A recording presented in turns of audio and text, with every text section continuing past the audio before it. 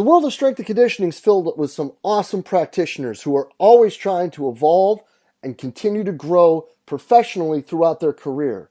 The problem with many of us, though, is finding a new outlet, a new way, and a new perspective on the questions that we may have, whether it be programming, whether it be situational with dealing with coaches, or whether it be career advice.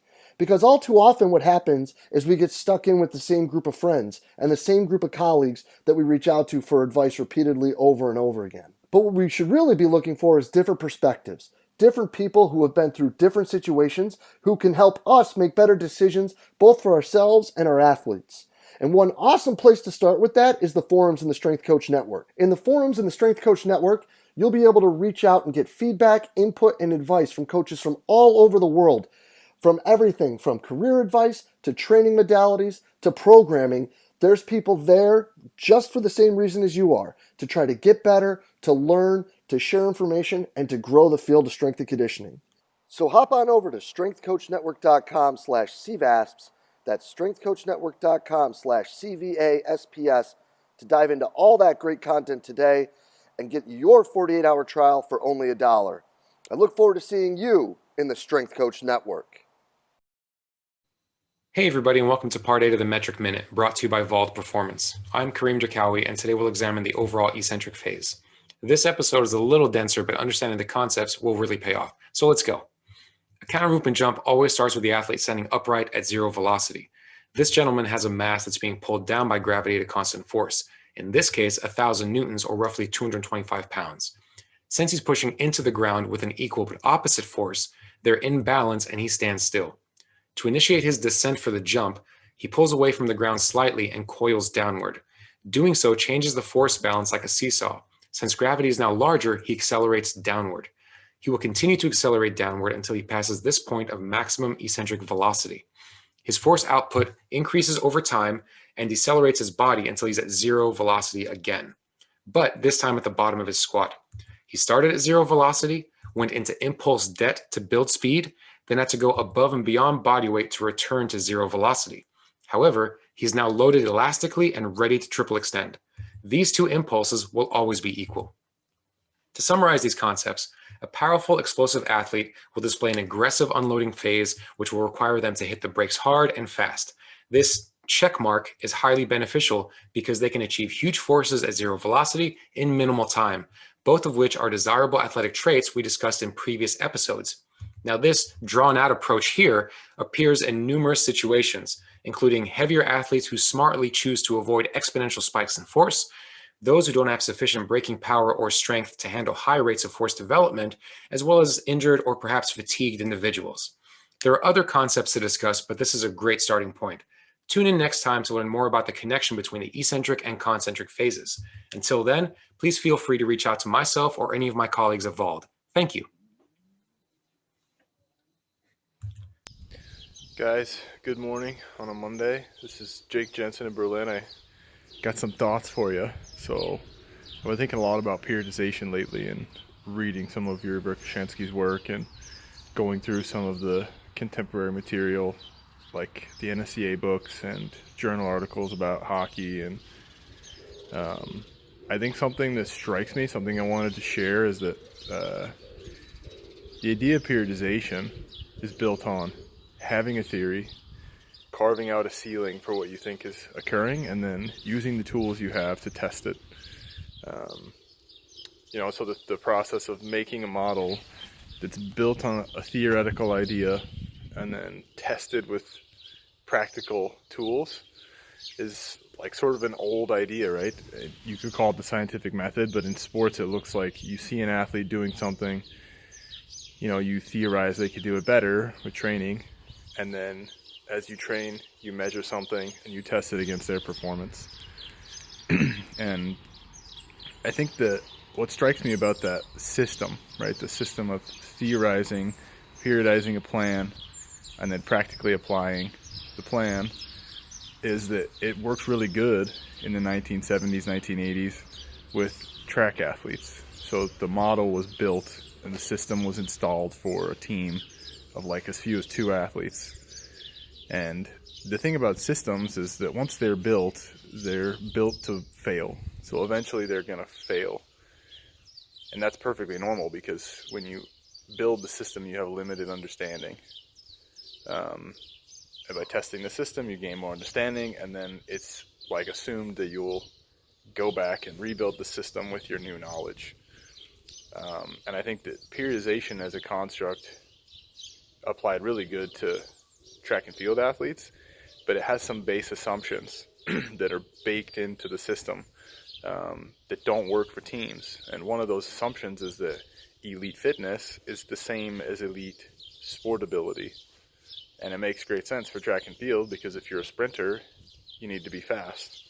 And being fast is something you can train as a physical ability. Cycling is another thing that I've been getting into lately, and what a fascinating sport from the standpoint of sports science. Like, there's so much there that you can do, that you can see real time, plug and play, and forecasting success based on fitness is like a real thing in cycling. And there's obviously some gamesmanship and some tactical elements that come into play, different races and teams. But you can really forecast success based on physical ability. And you just, when as a team sports strength coach in ice hockey, when you break that system open and throw some ice hockey players into it, the whole thing just starts smoking. And before you know it, it's just like a fireball, a dumpster fire. Because the predictions that a periodized structure tried to make based on assumptions of fitness equaling tactical ability, they just don't work for team sports in a lot of ways. And I think for me, the adventure has been how to take the pieces of a periodization scheme and the theory that was underpinning the overarching a periodization scheme, and take the theories and infer the assumptions about what the sports scientists and coaches were thinking when they made those theories. And it's easy now with all the tools we have to try to just throw tools at old theories, but that's not producing any new results. And I think that Patrick Ward said this a bunch of times in conferences and in podcasts he's done recently, that machines don't solve problems, people solve problems. But I think as people, that machines can be a tool that we use to test theories we have about problems. And for me, there's already a ton of theories out there, that can be tested. And I just find a real lack in what's been written on periodization and on transfer to fitness for sport, using the tools that we have. Because back in the day, they had nothing compared to what we have now. They had nothing. The best they could do was, a couple degrees of direct measure removed from a real measure. And now we have so many tools that are cheap, easily accessible to people even like me who are working in teams who aren't even in a research setting, which is probably why some of these things are missing. But the thought that I had that I just want to throw out there is, there's enough theories about why things work, and I think maybe we in team sports are going to get more mileage out of testing theories that exist with tools that we have at our disposal, not getting caught up in theorizing about a new rep scheme or a new training structure or a new practice plan for how to optimize motor learning. I think better off is to connect with people who already have a practical experience, a wealth of practical experience, and use our expertise in the tools that are available to us to evaluate the theories that already exist about transfer and about periodization and development of sports form. Because we all know, there's no rep scheme that's going to get us there. There's no single exercise that's specific to a sport that's going to get us there. And I think that the knowledge that we're missing, in Nate Silver's book, The Signal and the Noise, the phrase he uses, the unknown unknowns, the things that we don't know, that we don't even know that we could know, those things are sitting right in front of our face in the form of sport coaches. And if we can get outside of our space recognize a theory for its base assumptions, and then dig into the minds of people who have more perspective. I think that's something that can allow us to start making progress on chipping away at what transfer looks like and what periodization looks like in teams, and how fitness influences success in that landscape. A great example is of how this applies in real life. I was talking to a head coach, a hockey head coach, and I try to talk to as many of them as I can. They're hard to get a hold of, they're busy guys, but he said something that really struck me. I said, tell me what's important to you when it comes to testing, like we're talking about fitness. And he said, what really pisses me off, and I never understood? He said, I had fitness coaches who would do 1 rep max testing with their athletes and come at me with a piece of paper and hold it up and say, look, this guy's better. And then after the conversation, which I didn't even listen to, tell me that the guy's injured and can't practice with us in camp for a week. And he got injured during the test.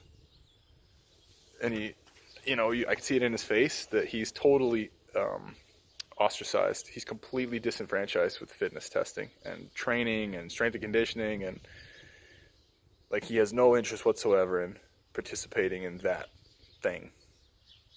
Because for him, it's a waste of his time. Like, we don't get it. Like, we're living in some foreign world. We're outsiders. We're dangerous to the mission of winning hockey games because we just don't get it for him. And for me, that was eye-opening, because so many theories about how to get this done, but we always miss the fact that the guys who made the theories were head coaches. They weren't strength coaches. Like, they made all the calls. Most of their job was tactical and technical. The fitness side was just a little piece, that had to be perfect. So I think, as a community, we can always talk about the minutia of biomechanics and kinesiology and, applied physiology and all of these things and structure, but we're missing it if we think that there aren't some huge assumptions that exist in our systems. Our theoretical models are built on a foundation of assumptions that we don't know. We've never dug into that before. They were built by sport coaches. Periodization was built by sport coaches, not by a lab coat physiologist. Not that there's anything wrong with that, but I think that's where the future is getting back to where the assumptions account for things that we can't figure out, with rep schemes. And then putting our machines through their paces to test those things in a practical setting, in the applied setting, in the field of competition. So hopefully that is something that you guys can use. And I know for me, it's something I'm still chewing on. It's not a finished thought, but there it is. So enjoy your week.